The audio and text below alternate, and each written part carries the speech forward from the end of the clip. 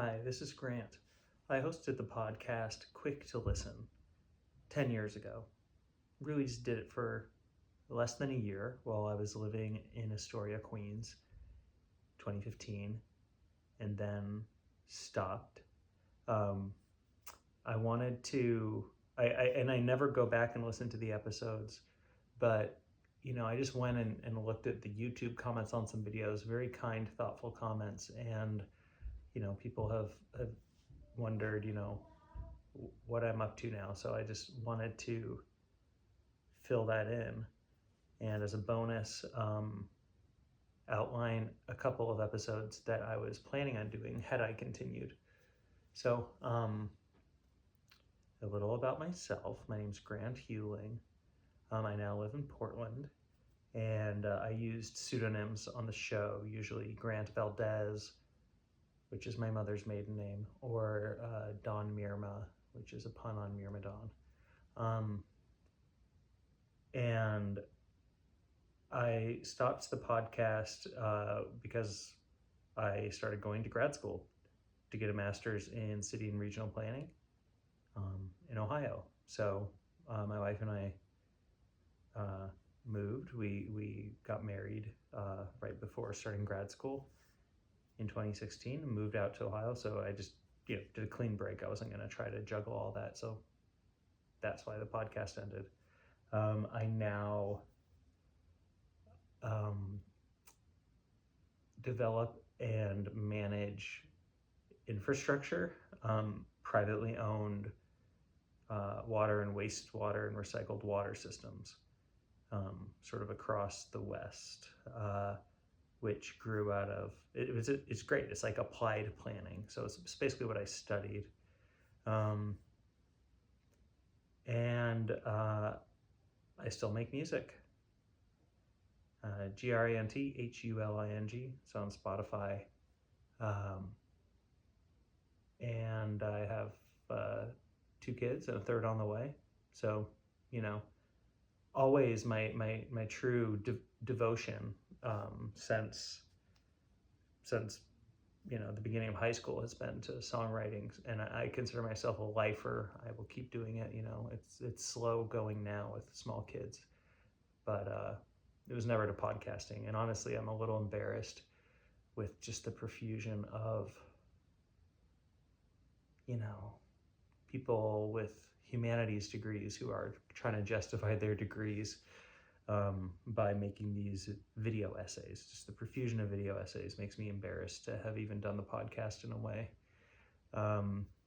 which is why I don't go back and listen. But the goal with Quick to Listen was more to impart a certain way of listening to music, where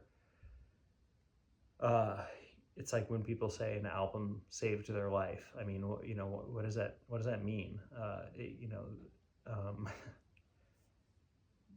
Yeah, I just think music can be very, very important, and I wanted to interview people, whether they were the artists or people who write about music, who understood that as well. So there won't be more episodes, but here's one episode I was going to do, Muse and the Horseshoe Theory. There's a theory. It would be a look at the politics of Muse's music through the lens of the Horseshoe Theory, which is the idea that extreme left and extreme right converge. They don't quite touch, but which is now sort of evident in politics today, in a way that it maybe wouldn't have been as much 10 years ago.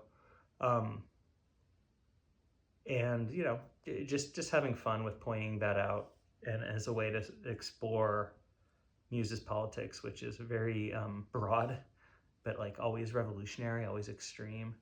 I'm sure if you pinned them down, they would identify with the far left more than the far right, but there's sort of unconscious, almost far right terms or narratives that come out in their music. A lot of, it's simply anti-government, but also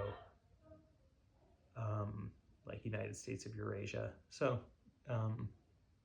and sort of more of this almost like 3%er concept of of like, we will battle the government, we're the last resistance, all that sort of thing. In a looser form, sort of like I did on the last Bowie episode, where it's just like, I'm gonna listen through like 6 songs and just have some bullet points as I talk, instead of being overly scripted like some of my other analyses were. I was also going to do an episode on Tim Heidecker and Bullshit. The Harry Frankfurt book on bullshit famously defines bullshitting as different than lying. A liar knows they're lying. They know what the truth is, and they're evading the truth for whatever reason. A bullshitter doesn't care what the truth is. And many of Tim Heidecker's characters, but especially, well, on cinema, but musically, his persona that he uses in on the Heidecker and Wood albums, which are masterpieces, is such an embodiment of a voice of boomer, in that case, boomer bullshit.